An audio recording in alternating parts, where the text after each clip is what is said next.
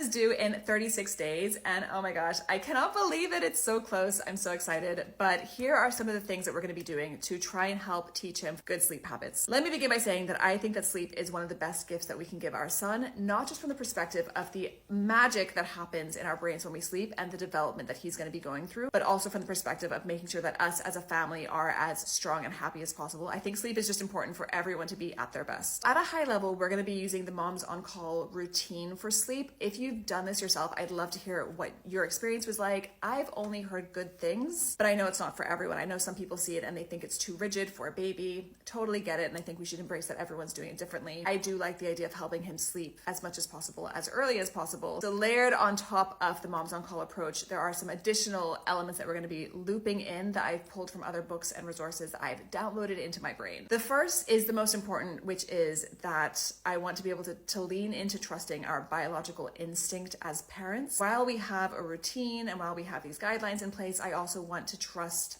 ourselves and trust our biology of what feels right for us. I think my personality is very structured. I love structure. I tend to be quite rigid in my expectations and I want to control everything. So I'm trying to coach myself to be more relaxed. The next thing is around putting the baby down when he's drowsy but awake. One of the books I read talks a lot about how you want to avoid putting the baby down when they're already asleep because you want to help them rehearse the behavior of actually falling asleep when they are awake versus, for example, falling asleep in your arms and then you putting them down, because then there's a risk that they'll become reliant on you cradling them to sleep every single time, which, don't get me wrong, sounds adorable. And I think for some people that's absolutely the right thing to do. You have to do what's right for you. On that note, is really intentionally for the first few weeks watching and trying to understand our baby's cues. One of the books talks a lot about how parents often mistake fatigue for drowsiness. But if, for example, your baby's crying because they're tired, or if they're yawning or rubbing their eyes, that can often mean that they are too far gone on the tiredness spectrum, and you want to catch them earlier than that, because it's actually easier to fall asleep when they're drowsy versus when they're absolutely fatigued. And on that note, I've been spending a lot of time studying what different baby cries sounds like. There's an app that you can check out that will teach you the 5 different baby cries and what each of them means. One is crying for hunger, one is that the baby needs a burp, one is gassiness, one's tiredness, and one is discomfort. So it could be like they've soiled their nappy, for example. The next thing is around leveraging dad's dad privilege. And what I mean by that is,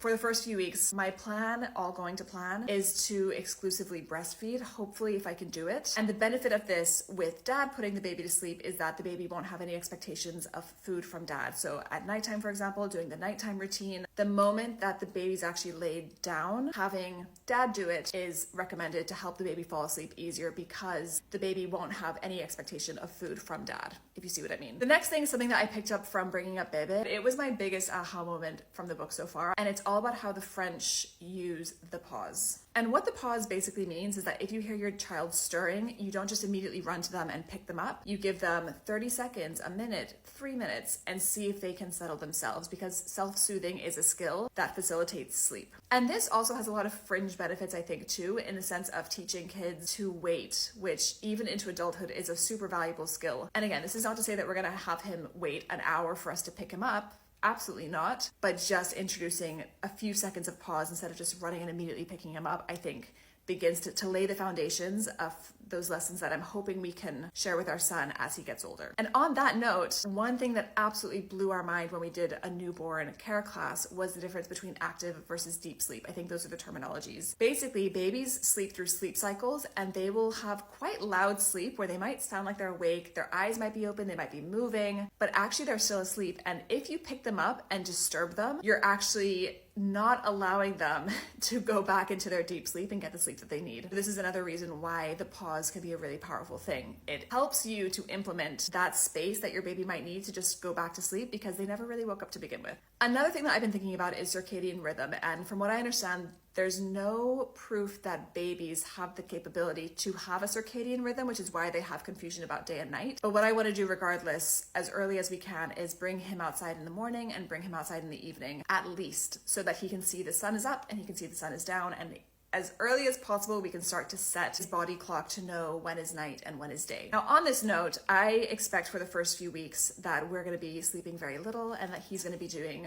an hour awake, an hour asleep, 2 hours awake, half an hour asleep, and doing this nonstop. When I have the baby, my mom is going to be coming to help us for the first at least 2 months, maybe 3 months. So my plan is that while I'll be breastfeeding and I'll have to wake up probably more frequently, my mom and my husband will work in shifts, especially at night. So maybe one of them will do, for example, like 6 p.m. to 12 a.m.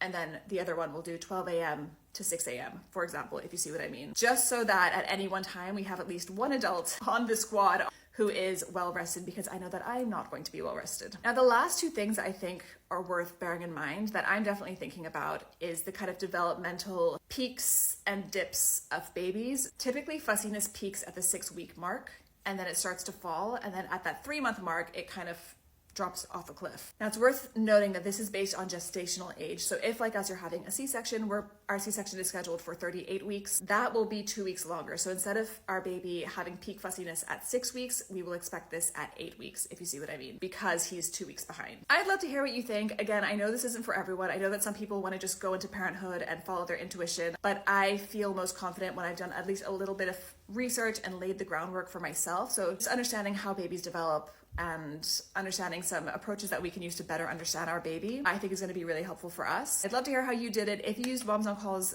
routine as well, I'd love to hear your feedback on that. And I hope this was helpful. Let me know if you have any questions.